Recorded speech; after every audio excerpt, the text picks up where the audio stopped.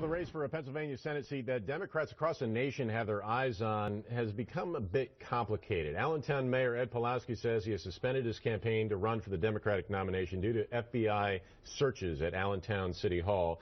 So this leaves Congressman Joe Sestak as really the lone major candidate who could face GOP Senator Pat Toomey next year. Democrats approached Kathleen McGinty, a big surprise. She ran for governor last year, but she's Governor Wolf's chief of staff right now. And Ed Rendell actually went out and said, I doubt she would ever leave that job to go and run for Senate. But how do you guys see this race right now? It would be great if she were not chief of staff, because she is a conscientious person, and she probably won't because of that and her work ethic, and she's a bright star, and I've said this before. But looking at Sestak was not someone that the Democrats were necessarily enamored with, and it's almost like anybody but now we have to come back and because we really want this seat, and so they're trying to figure out, can we make a deal, can we make this romance work?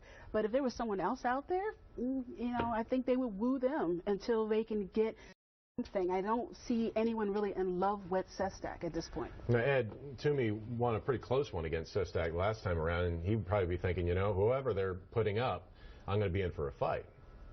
He will be in any event, only because of the dynamics of the vote in this Commonwealth and the fact that Philadelphia produces a wave of about 400,000 Democratic votes that you have to overcome for the rest of the state. But Toomey's got a very solid record, and as Nia suggests, Sestak is a compromised candidate.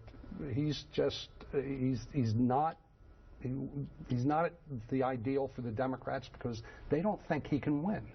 And Toomey has done quite a bit in his term. Sestak also has a reputation among a lot of folks who seem to know him well as being kind of a hothead, kind of mercurial, not a particularly great. Yeah, he was an admiral. He was an officer in the Navy pretty much all of his life, and not a great one to work. It can't pull together a great team. So I love Bob Brady's comment.